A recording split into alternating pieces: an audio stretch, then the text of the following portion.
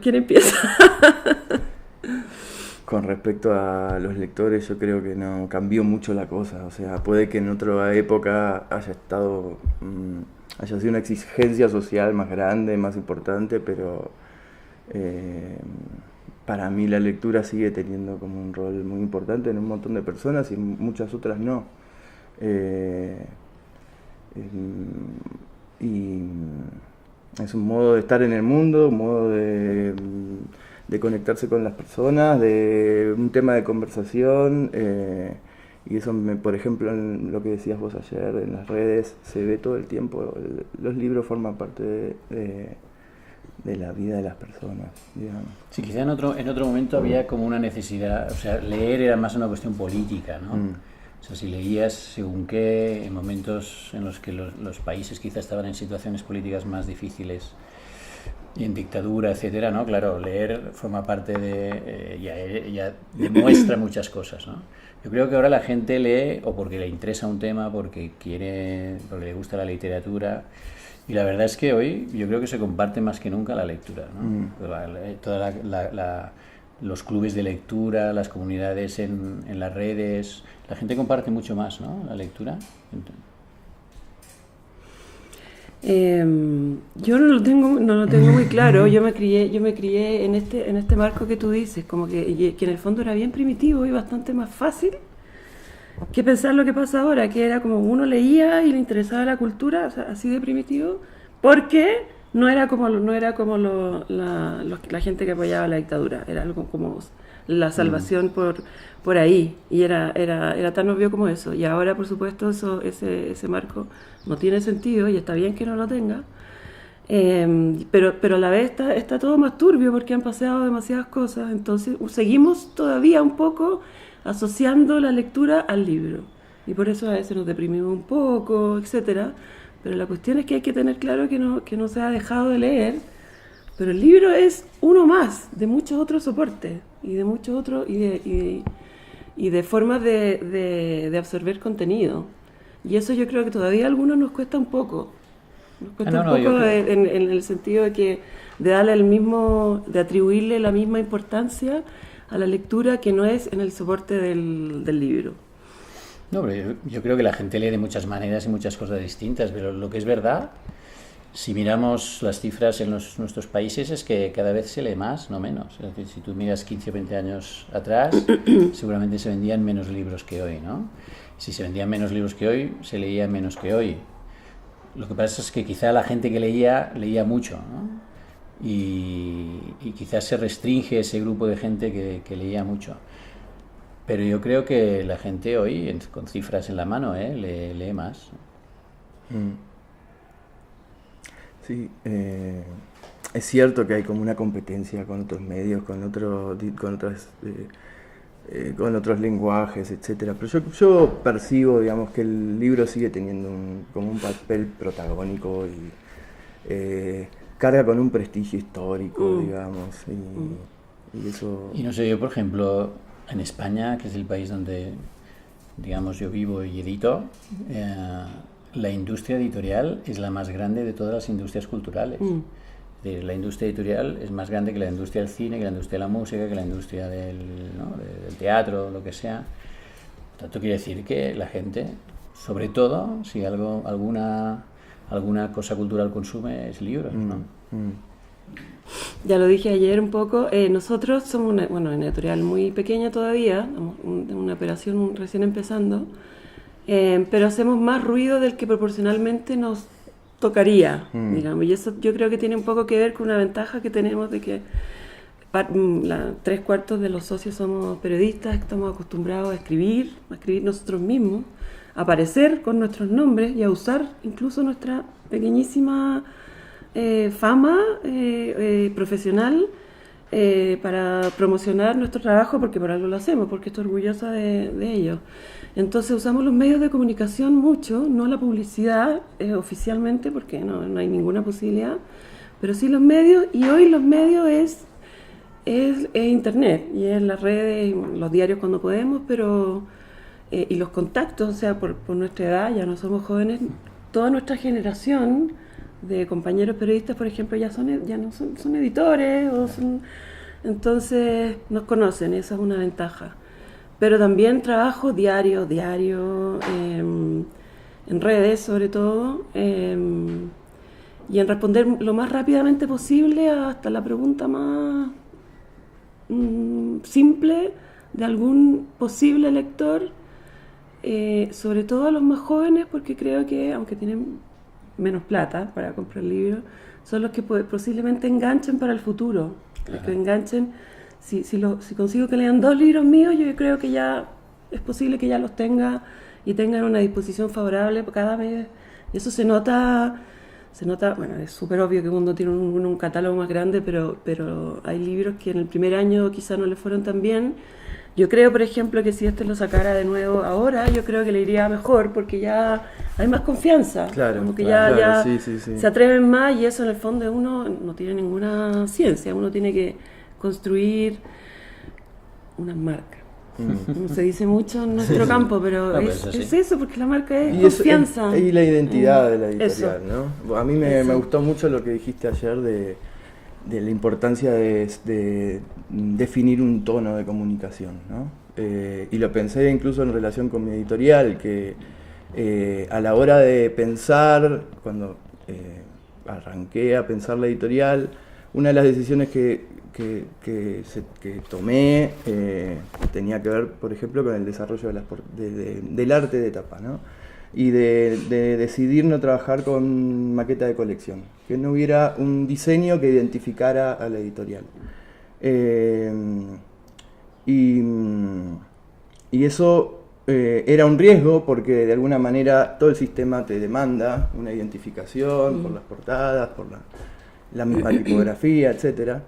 Pero la decisión la tomé en función de darle protagonismo a cada libro, identificar artísticamente el lenguaje, digamos, visual con el universo ficcional o narrativo de la propuesta del libro. Pero para compensar, digamos, esa falta, lo que pensé es sí desarrollar un concepto en todo el soporte que uno tiene, en todos los recursos que uno tiene para acompañar la salida de los libros. Y por ejemplo, en el caso de Sigilo fue trabajar intensamente las redes, con una línea con un tono muy marcado, que después fue cambiando con el tiempo, en el diálogo con la gente, ¿no? Pero sí me importó mucho, digamos, transmitir ciertos valores que uno, en principio, o tradicionalmente se depositaba, por ejemplo, en esos recursos gráficos, en la forma de estar comunicando lo que uno hace en las redes. Y creo que eso fue parte de lo que la gente percibió como algo innovador, ¿no? Porque además, tradicionalmente en Hispanoamérica estamos muy acostumbrados a la grilla. Sí, a la maqueta de colección. ¿A la qué has dicho? Grilla. Ah, grilla. Grilla. Y bueno, una de las ventajas que tenemos los editores independientes, además de, digamos, por el hecho de trabajar con pocos títulos y cuidando mucho lo que hacemos, etcétera, conocemos mucho nuestro material y sabemos de qué estamos hablando cuando tenemos que tratar de convencer a la gente de que lo que hacemos está bueno, ¿no? Y las redes te permiten tener a los lectores muy cerquita. Yo creo que eso que decís es muy importante, y también crear complicidades con el resto de los que intervienen, ¿no? Yo creo que los libreros, los medios de comunicación, como tú decías, los distribuidores, ¿no? Y lógicamente al final los lectores. Pero yo creo que para que nuestros libros lleguen a los lectores es clave el papel que hacen los libreros, por ejemplo, ¿no? Seguro, los medios de comunicación. Seguro. Oye, Maxi, ¿quién es tu público? Mi público. Porque a mí me interesa tu público. No, es creo que podría ser el mío. Seguramente. Es que uno no, uno más tiene o como menos, sí, hipótesis, por ideas, supuesto. Y además te van sorprendiendo todo el tiempo, lo que decías ayer.